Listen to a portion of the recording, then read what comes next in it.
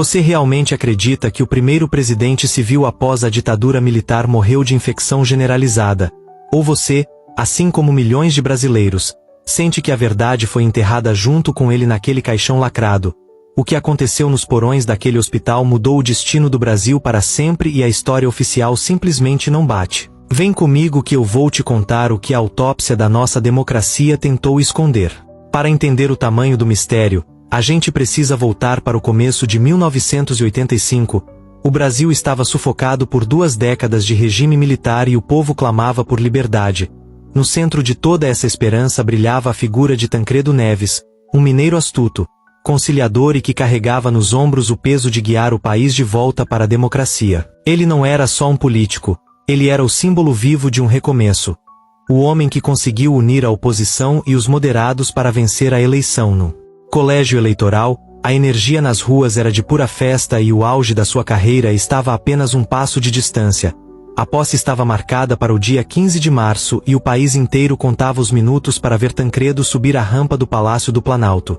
Mas o destino já tinha traçado um roteiro completamente diferente e sombrio, nos bastidores. Longe dos holofotes e da alegria do povo, Tancredo já vinha sofrendo em silêncio com dores abdominais terríveis que ele escondia de todo mundo. Ele tinha um medo paranoico de que, se os militares soubessem que ele estava doente, a linha dura do exército daria um golpe e não entregaria o poder. Por isso ele se automedicava. Engolia a dor e fingia que estava tudo bem enquanto seu próprio corpo colapsava por dentro. O contraste era assustador. Nas televisões ele sorria como o salvador da pátria. Mas na intimidade ele mal conseguia parar em pé de tanta agonia. Na véspera da posse, o primeiro sinal definitivo de que o sonho ia virar pesadelo aconteceu. Tancredo desabou e foi levado às pressas para o Hospital de Base de Brasília. O que era para ser a consagração de uma vida virou o início de uma descida sem volta para o inferno. A partir do momento em que Tancredo deu entrada no hospital, uma cortina de fumaça e mentiras foi criada ao redor dele. As decisões médicas foram estranhas e confusas desde o primeiro minuto. O diagnóstico inicial foi de apendicite aguda. Mas o clima nos corredores era de pura paranoia. O país estava em pânico e os boletins médicos eram manipulados para acalmar a população, dizendo que o presidente eleito estava se recuperando bem. Mas isso ainda não era o pior. Uma das fotos mais famosas e macabras da história brasileira foi tirada nessa época. Tancredo aparecia sentado em um sofá, cercado por médicos sorridentes, parecendo saudável. O que ninguém imaginava é que, por trás daquele sofá, havia uma enfermeira escondida segurando um suporte de soro e aparelhos que o mantinham vivo. Aquela imagem foi uma farsa montada para acalmar o mercado financeiro e a transição política. O clima de conspiração crescia a cada hora e boatos de que Tancredo teria sido envenenado ou até baleado por opositores começaram a circular por todo o país. A tensão aumentava porque ele não melhorava e foi transferido às pressas para o Hospital das Clínicas em São Paulo, onde passou por mais de 7 cirurgias consecutivas. Um verdadeiro massacre no corpo de um homem de 75 anos.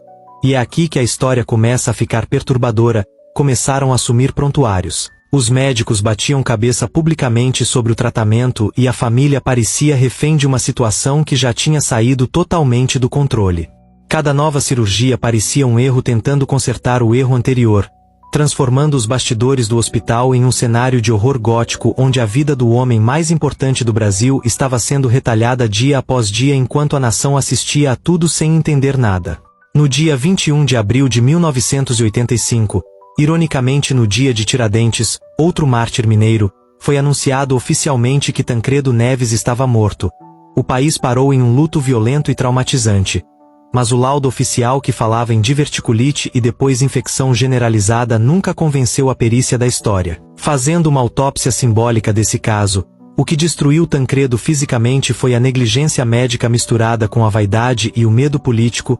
Ele foi operado inicialmente em um hospital que não tinha estrutura adequada e por cirurgiões que estavam sob uma pressão psicológica desumana.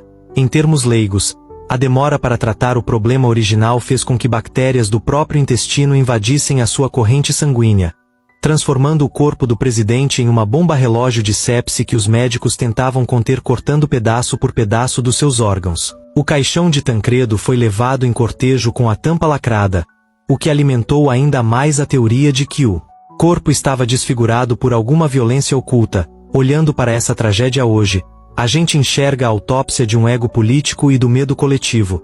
O homem que teve medo de tratar a própria saúde para não perder o poder acabou perdendo a vida, sacrificado no altar da transição democrática, deixando o Brasil órfão da liderança que tanto sonhou e abrindo espaço para uma eterna dúvida sobre o que realmente aconteceu naquelas madrugadas frias de hospital.